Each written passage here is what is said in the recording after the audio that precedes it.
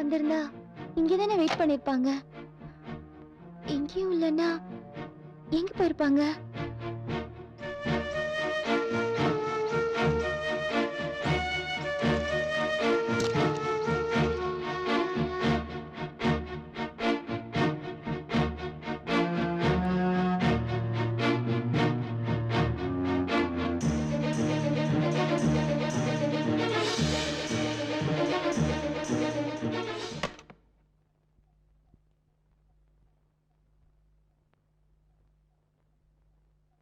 Hello, நான் Mrs மோகன் பேசுறேன்.